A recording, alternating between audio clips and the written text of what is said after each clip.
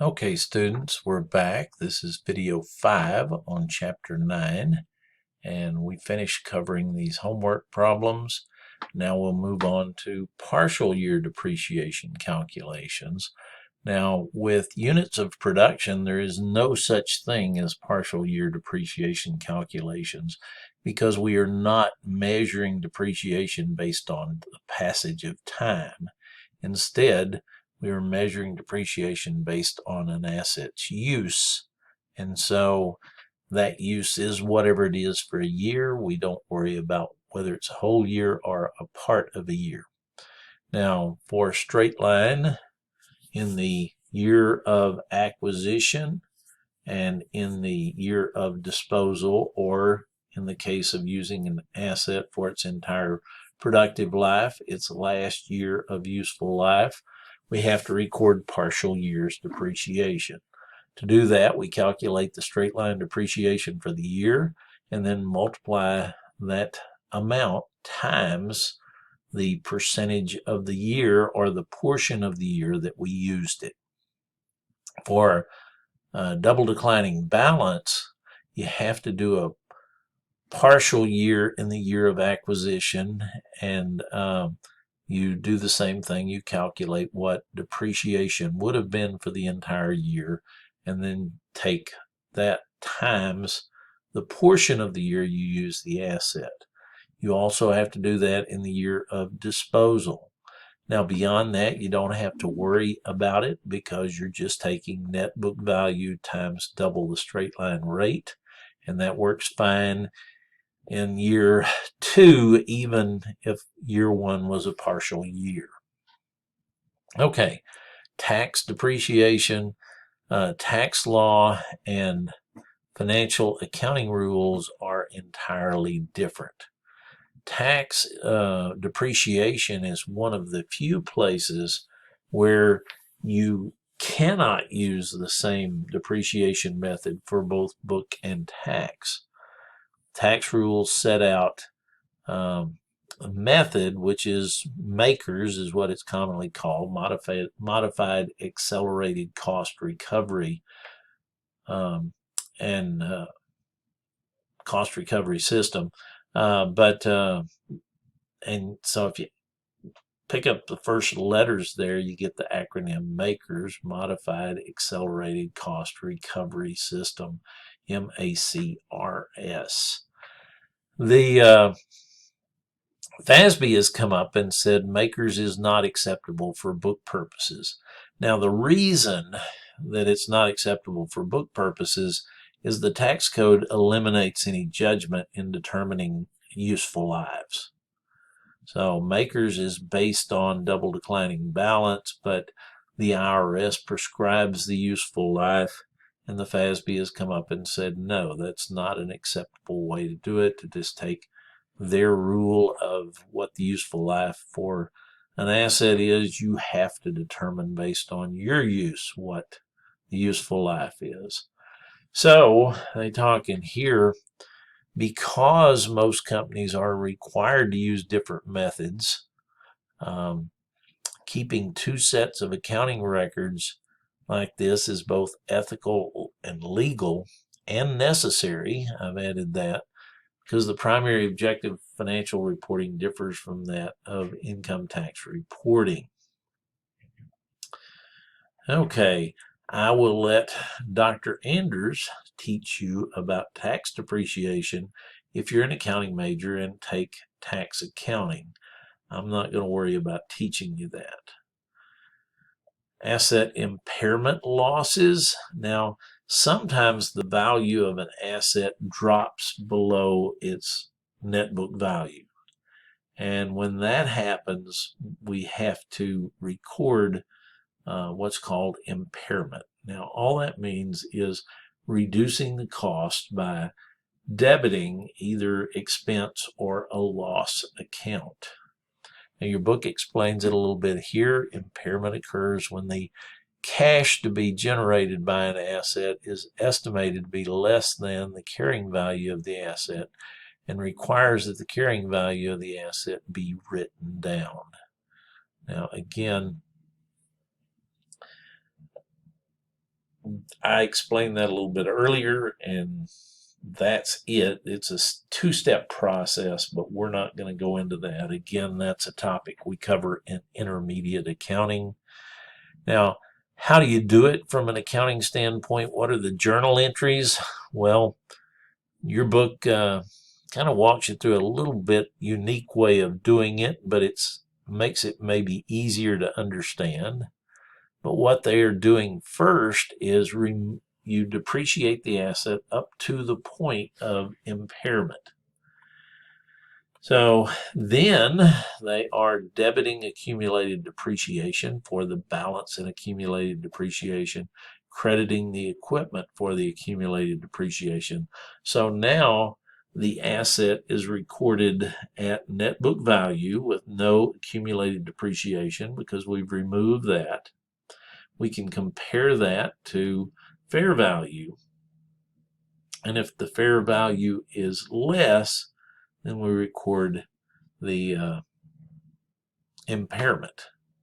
Now, the journal entry to record the impairment is pretty simple. We debit an impairment loss account, credit the equipment. Okay, nothing difficult about that. Now, disposal of a tangible asset is not all that hard. First thing we do is update the depreciation to the point of disposal. So we do that through the normal journal entry, debit depreciation expense, credit accumulated depreciation. And so that gets both depreciation expense and accumulated depreciation up to the point of disposal. Then to record the disposal, we're going to credit the asset at its cost, debit accumulated depreciation for however much accumulated depreciation has been recorded, whatever the balance is for that asset. Now, that's going to give us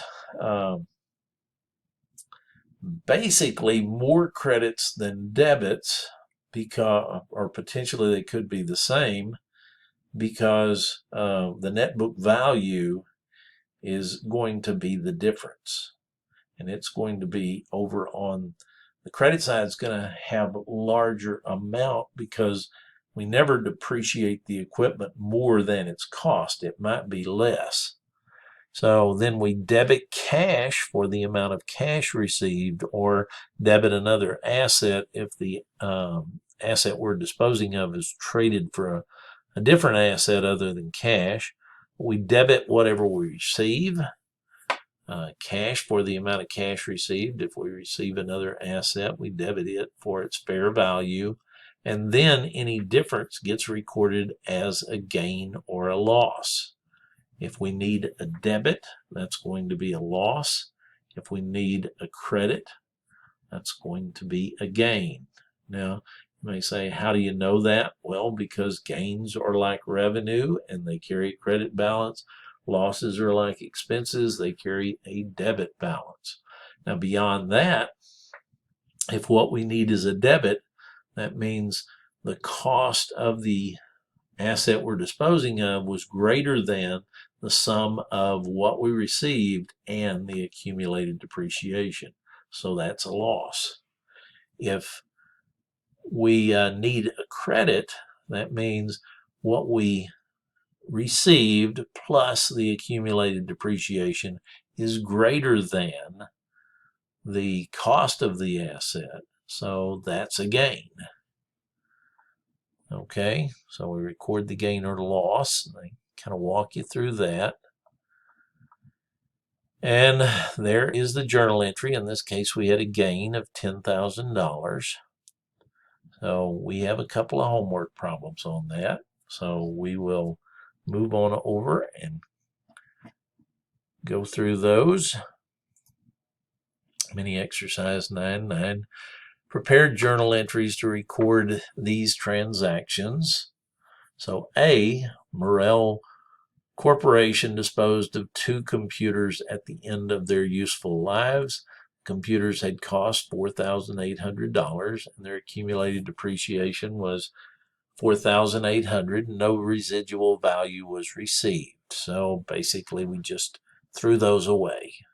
Hopefully they disposed of them properly. That requires recycling with computers because there are harmful metals involved. But what do? Well, we debit accumulated depreciation to close it out for $4,800.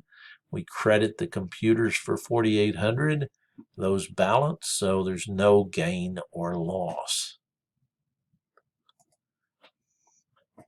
So there's our debit to accumulated depreciation, $4,800. Credit to equipment, $4,800. That's the end of that one.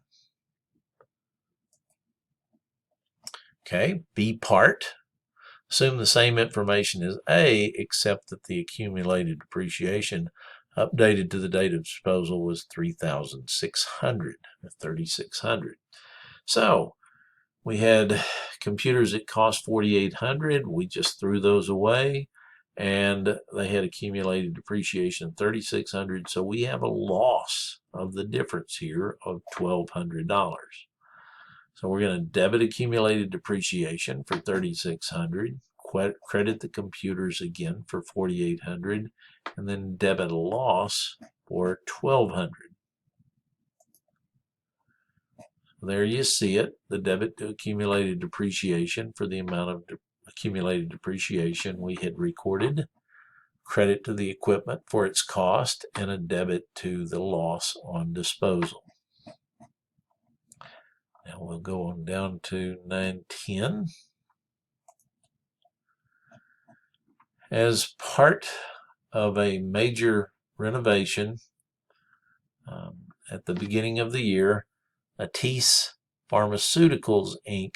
sold shelving units recorded as equipment that were 10 years old for $800 cash.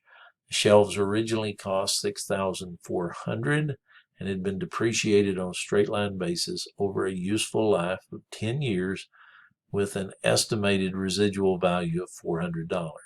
Assuming that depreciation has been recorded to the date of sale, show the effect of the disposal on the accounting equation, prepare the journal entry to record the sale of shelving.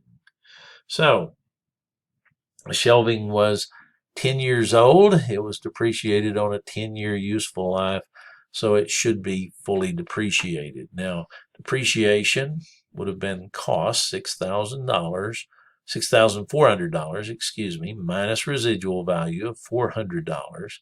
So $6,000 depreciable cost divided by 10 years would give us $600 a year, times 10 years would give us $6,000 depreciation taken. So accumulated depreciation $6,000. We had a net book value of $400. We sold them for $800, so we had a $400 gain. So what's the effect on the accounting equation? We're going to increase cash by $800. We're going to decrease equipment by $6,400. We're going to decrease, let me pull up the answer as I explain these. Decrease accumulated depreciation by $6,000, which will increase assets. Equipment will decrease assets, and we're going to recognize the gain, which will increase stockholders' equity. So the journal entry, debit cash for $800, credit the equipment for $6,400, debit accumulated depreciation for $6,000, and credit the gain for $400. Okay, now